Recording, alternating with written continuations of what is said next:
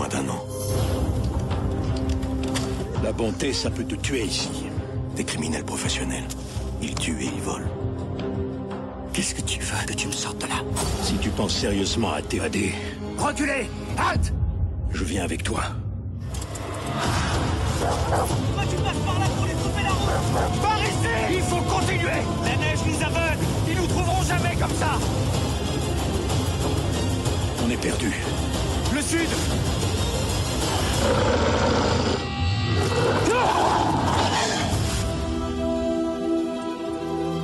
Quelqu'un nous suit. Non! Elle a besoin de protection. On n'a même pas de quoi se nourrir. Non! Salut à tous, c'est Mister Cinémascope. Tout d'abord, bonne année 2013 et bienvenue pour cette nouvelle critique. Le film dont nous allons parler aujourd'hui prend place en Russie en 1940, au cœur de la Deuxième Guerre mondiale.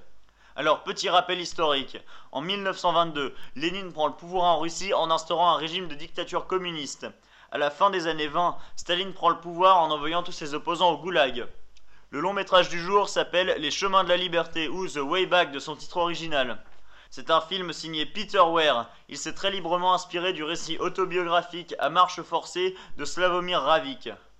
Peter Weir est un réalisateur australien. Il a débuté en tournant des courts-métrages pour une chaîne de télé à Sydney. Il se fait connaître sur grand écran avec des films comme La Dernière Vague en 1977 ou Witness avec Harrison Ford en 1985. Il tournera aussi la comédie The Truman Show en 1998 qui sera un succès commercial dans le monde entier. En 2011, il réalisera Les Chemins de la Liberté. C'est en France qu'il recevra les meilleures critiques. Il rapportera plus de 20 millions de dollars au box-office avant d'être trop vite oublié du grand public. Pour le casting, on retrouve Jim Sturgess, Ed Harris, Colin Farrell et Saoirse Ronan. Le film débute dans un des tristement célèbres goulags en Sibérie lorsqu'un groupe de prisonniers s'évade. Ils parcourront ensemble plus de 10 000 km à pied, de la Sibérie à l'Inde en traversant la Mongolie et le désert de Gobi, puis l'Himalaya et la muraille de Chine, avant de toucher à leur but.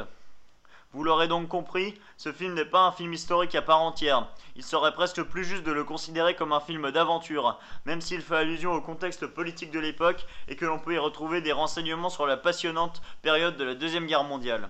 C'est cela qui fait des Chemins de la Liberté une œuvre unique et difficilement classable. C'est notamment un des premiers films américains à traiter des goulags. Même si le film de Peter Weir n'est pas un chef-d'œuvre, il est loin d'être un mauvais film. Et pour cause, le scénario, même s'il peut paraître excessif, est très bien monté et reste épique. Il est surtout très cohérent, ce qui est un très bon point vu l'exploit qu'il relate. Le côté graphique était attendu vu les régions que les fugitifs traversent tant bien que mal, et le résultat est superbe. Peter Weir en met plein la vue, avec des paysages magnifiques qui constituent l'immense enfer dans lequel les personnages se sont jetés en dernier recours. Les forêts sibériennes ou le désert de Gobi pèsent sur le spectateur au long du film en leur laissant un sérieux doute sur le destin des aventuriers. Les personnages quant à eux sont assez simplistes.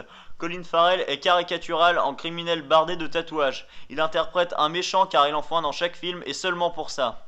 Il est tout de même surprenant, même si c'est devenu courant dans les films hollywoodiens, d'entendre des Polonais parler en anglais pendant 2 heures. Le film est très convenable, mais j'ai tout de même trouvé la traversée de l'Himalaya par les prisonniers un peu trop abrégée, voire même bâclée. Peter Weir aurait pu prendre 10 minutes supplémentaires pour développer ce passage. Et maintenant, c'est l'heure de l'anecdote. Est-ce que vous saviez qu'en 2006, les journalistes de la BBC établirent que Ravik n'avait pas pu accomplir ce périple, car au moment où cela s'est passé, l'auteur avait été gracié par le gouvernement russe. Il était donc sorti du goulag en bonne et due forme. Et il se serait inspiré en fait du récit d'un dénommé Gliński qu'il aurait trouvé pendant la guerre dans des documents de l'ambassade de Pologne à Londres. En conclusion de cette critique, je dirais que mon avis sur les Chemins de la Liberté reste mitigé. Je vous conseille donc de voir ce film pour vous faire votre propre opinion. Sur ce, je vous dis à la prochaine, abonnez-vous à la chaîne et rendez-vous très bientôt pour une nouvelle critique.